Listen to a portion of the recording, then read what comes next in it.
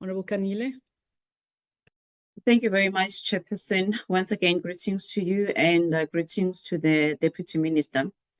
Chairperson, I note the presentation or the request that is being brought forward by the Deputy Minister.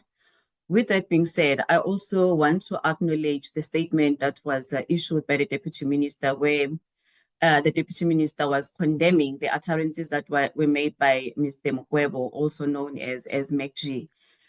I saw the news trending. I also had to go look for the link. I found his utterances to be very derogatory, number one. Number two, they are condescending at the same time. And I have been following some of his interviews. He is not apologetic about what he has said, and he feels that he is also uncancelable. Chair, I also did a further research and also discovered that Mr. Mokwebo, it looks like he has done this to other women as well. And some of the people that utterances were made against were celebrities as well. The names are found on the internet. Like the Deputy Minister has already alluded that some of them already have taken the legal route to sue him through the civil claim. With that being said, Chairperson, I am not certain if we are in a position to mediate in this issue, considering that as lawmakers, we have made laws, we have various institutions that are responsible for various issues that need to be reported to them. When I look at this case, I do believe that SAPS has a role to play.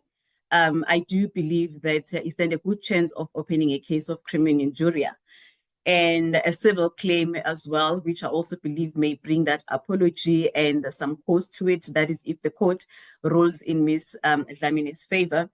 And there's other steps that the Deputy Minister has also suggested here. The Deputy Minister also spoke about the Human Rights Commission reporting this matter to BCCSA. And over and above that, I saw an interview that was done by the chairperson of the Communications and Digital Technologies. As a portfolio, they are also looking at regulating the podcast to be able to deal with such issues. With that being said, Chairperson, I want to reiterate that we stand with Ms. Minnie Dlamini, not only her, but with all other victims of gender-based violence. And where justice is not done, we will ensure that as part of our oversight, we intervene. Maybe if we were sitting here with a SAPS case, a case number where she's indicating that she has opened a case and SAPS is not doing what they're supposed to do. I think like we had a few weeks ago, SAPS had a meeting, the portfolio committee on SAPS had a meeting with the SAPS executive where they were dealing with the Xexwe case. And we were invited, because our portfolio interlinks to other portfolios as well, to sit in that meeting. And we asked questions which we felt were very important in trying to get to the bottom of what was actually alleged around the case of Xexwe. With that being said, Chairperson, I do wish to reiterate that as a portfolio committee or myself, I fully stand and fully support all the victims of gender-based violence, and where justice needs to be done, we are definitely going to intervene. But at this point in time, I think we will be overreaching if we decide to mediate on this matter. Thank you, Chairperson.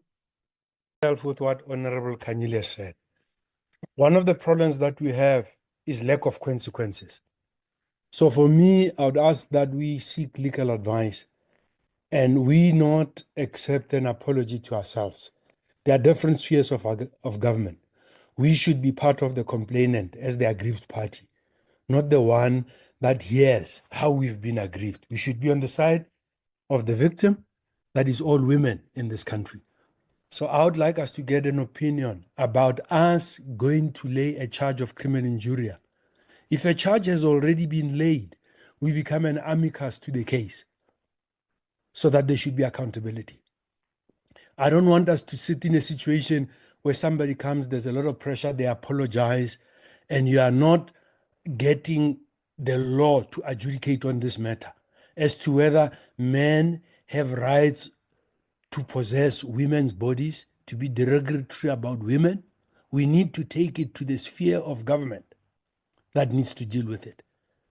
So my humble suggestion, Chair, would be to concur with Honorable Kanyile that we get a legal opinion about being a complainant, laying a charge of criminal injuria against this gentleman.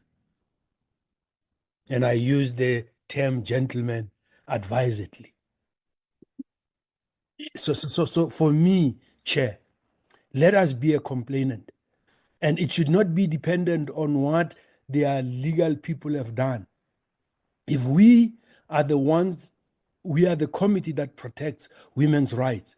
We're a committee that is dealing with this gender-based violence that is perpetrated by misogyny from men. Let us be the complainant. That would be my take. I wouldn't take the easy route of summoning somebody who's spending money and we got no powers to censure that person. Because I feel this is a crime against all women. And it should be tried in a court of law. Just like has been done with people that have had derogatory terms about other ethnic groups and they've been taken to court for that type of language. We should, as a committee, consider being a complainant and lay a charge of criminal injuria amongst other charges. We'll listen to advice. Defamation would be issues of the person saying, I've been defamed. But we can, on behalf of all women, ensure that men understand that they do not have control over women's bodies. And it's about time that this matter went to court and we use the resources that back us up to be the complainant. Thank you, Chair. Hi, Bazali Mamzito. That is the ministers and the deputy minister talking in Parliament or discussing